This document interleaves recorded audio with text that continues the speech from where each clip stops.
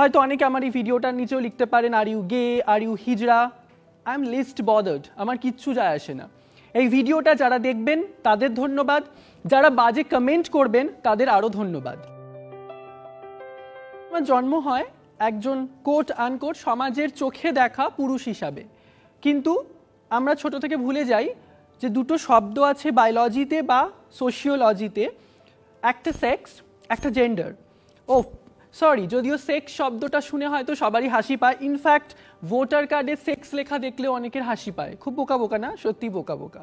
যাই হোক, তো আমরা হয়তো ভুলে যাই সেক্স হচ্ছে যেটা আমি শরীরে ধারণ করি, জেন্ডার হচ্ছে যেটা আমি মননে ধারণ করি। আমার ক্ষেত্রে দুটো আলাদা, সেই জন্য আমি ট্রান্সজেন্ডার। হয়তো অনেকে আমার এই ভিডিওটার নিচেও লিখতে পারেন are you gay, are you হিজড়া। আই এম লিস্ট বদার্ড, আমার কিচ্ছু যায় আসে না। এই ভিডিওটা যারা দেখবেন তাদের ধন্যবাদ, যারা বাজে কমেন্ট করবেন তাদের আরও ধন্যবাদ, কারণ তবু আপনারা দেখবেন। এইভাবে চলতে লাগলো, আমার গ্র্যাজুয়েশন হলো, তারপর আমি বিভিন্ন চাকরির পরীক্ষা দিতে শুরু করলাম। করতে করতে আমি একটা সময় হুগলি ডিস্ট্রিক্টেরই, হুগলি জেলারই একটি সরকার পোষিত প্রাথমিক বিদ্যালয়ের অ্যাজ অ্যান অ্যাসিস্ট্যান্ট টিচার 2014-এ চাকরি পেলাম। তারপরেও বিভিন্ন পরীক্ষা দিতে থাকছিলাম, তো এর মধ্যে আরও কয়েকটি পরীক্ষার রেজাল্ট বেরোয়। West Bengal school service commission, West Bengal KPS, এরকম অনেক কিছু পরীক্ষা ছিল। সবকটা, যে কটা পরীক্ষা আমি ততদিনে দিয়েছিলাম পুরুষ হিসাবে, সবকটা পরীক্ষায় আমি মোটামুটিভাবে পাশ করা সত্ত্বেও এই চাকরিটা পাই, তো আমি জয়েন করি।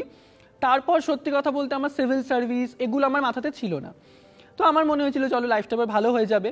যখন আমি চাকরিতে ঢুকলাম, সব থেকে অবাক করা আমার জীবনের অভিজ্ঞতা এখানে। আমাদের সমাজের যারা শিক্ষিত তারা সব থেকে বেশি অশিক্ষিত। আমার সব থেকে বেশি ডিসক্রিমিনেশন করেছিল বা ডিসক্রিমিনেট করেছিল সমাজের তথাকথিত শিক্ষকরা। প্রত্যেকটা দিন আমার জীবনে একটা ট্রমা হতো। আমার একটা সময় পর মনে হয়েছিল আমি চাকরিটা ছেড়ে দিই, কিন্তু মধ্যবিত্ত পরিবারে হিরে ভগবান পাওয়ার থেকেও সরকারি চাকরি পাওয়া হচ্ছে আরও বেশি টাফ। তো পরিবারের চাপে ছাড়তে পারিনি।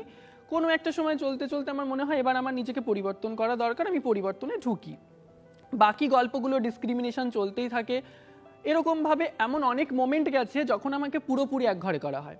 আমার এখনও মনে পড়ে একদিন আমাদের একজন টিচার বলেছিলেন, মানে ওনার বাড়িতে আমার একটু যাওয়ার দরকার ছিল, তো যেদিনই ওনাকে বলতাম উনি আমাকে না করতেন।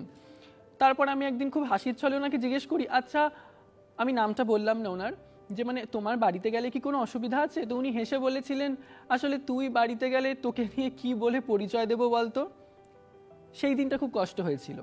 একটা মানুষকে মানুষ হিসাবে পরিচয় দেওয়াটা কি খুব কষ্টের? প্রশ্নটা আপনাদের কাছে, জাজও আপনারাই করবেন। যাই হোক, অনেকটা দিন চলতে লাগলো। আমার বাড়িতে আমি বাবা মা সবার সাথে থাকি, তারা আমার পরিবর্তনকে খুব ভালোভাবে মেনে নিয়েছেন। আমার দাদার একটি ছেলে আছে, আমার ভাইপো। একদিন আমাকে বলা হয় অনেকের মধ্যে তোর ভাইপোটাও তোর মতন হয়ে যাবে। আজ আমি এখানে দাঁড়িয়ে বলছি, বিশ্বাস করুন, যদি আমার ভাইপো, আমার বাড়ির কোনো সন্তান আমার মতন হয়, সে বেঁচে যাবে, কারণ সে মানুষ হবে। আর আপনার মতন হলে কুলাঙ্গার হবে। তাই আমি চাইবো প্রত্যেকে আমার মতন হোক। জার্নি চলছিল, চলতে চলতে একটা সময় আসলো যখন আমার কোথাও একটা মনে হচ্ছিল এই চাকরিটা করলেও আমি অ্যাডমিনিস্ট্রেশনে থাকতে পারবো না। যত সমাজের বিলস আছে, যত ওয়ার্কিং পলিসি আছে, সব ছেলে আর মেয়েদের জন্য। আমাদের জন্য কোনো ওয়ার্কিং পলিসি নেই, কোথাও কোনো পলিসি নেই। তা সত্ত্বেও আপনারা সবসময় হয়তো বলেন ট্রান্সজেন্ডারদের মধ্যে তো বেশিরভাগই হিজড়ে পেশায় আছে, হিজড়ে একটা পেশা, কেন হিজড়ে পেশায় যাবে, কেন আপনার বাড়ির থেকে টাকা নেবে? ঠিক আছে, যদি এবার আমরা প্রশ্ন করি কেন আপনারা আমাদের ছোটবেলাটাকে নষ্ট করেছেন, আমরা উত্তর দিতে পারবো একটা, কিন্তু দেখুন আপনাদের কাছে কোনো উত্তর নেই। উত্তরটা এখানেই লুকিয়ে আছে। 2014-এ সুপ্রিম কোর্ট একটি জাজমেন্ট দেয়, যেখানে বলা হয় যে একটি ধারাতে all transgenders should be treated as third gender and all kinds of reservations should be given to them। 2014-র পর 2019-এ দাঁড়িয়ে এখন ট্রান্সজেন্ডার বিলটা এই এত দিনের মধ্যে পাশ হলো। এত বছরের মধ্যে কোনো ট্রান্সজেন্ডারের কোনো পরীক্ষায় অন্তর্ভুক্তি ছিল না। আমি যখন মনে করি আমি ওয়েস্ট বেঙ্গল সিভিল সার্ভিস দেব, তখন I was the first transgender to have appeared for the West Bengal Civil Service। তারপরে আমি মনে করি SBI PO দেব, রেলওয়ে রিক্রুটমেন্ট বোর্ডের পরীক্ষা দেব, সবগুলোতে গিয়ে আমি দেখেছিলাম কোথাও ট্রান্সজেন্ডার অপশানটাই নেই। যেখানে আমরা পরীক্ষাই দিতে পারছি না, যেখানে আমরা পরীক্ষাতে বসতেই পারছি না, আমাদের কোনো কর্মসংস্থান নেই, সেখানে আপনারা বলে যান কেন আমরা সিগনালে দাঁড়াবো, কেন আমরা এটা করব, কেন আমরা ওটা করব। সমাজের এই দিকগুলোকেও এতদিন দেখি। আপনারা বলেছিলেন চাকরি করো, আমরা করে দেখিয়েছি। কেউ সাব ইন্সপেক্টর হয়েছি, আমি স্কুল টিচার হয়েছি, কেউ কলেজ প্রিন্সিপাল হয়েছে, কেউ থিয়েটার আর্টিস্ট হয়েছে, কেউ নামকরা অ্যাক্টিভিস্ট হয়েছে, কেউ সোশ্যাল ওয়ার্ক করছে, বিভিন্ন জন বিভিন্ন কাজ করছে। আপনাদের এবার পরিচয় দিতে হবে আপনারা আমাদের গ্রহণ করতে পারলেন কিনা। আর হ্যাঁ, গ্রহণ করা মানে কিন্তু সিম্প্যাথি দেখাতে বলছি না, আমরা কারোর কাছ থেকে কোনো রকম সহানুভূতি চাই না।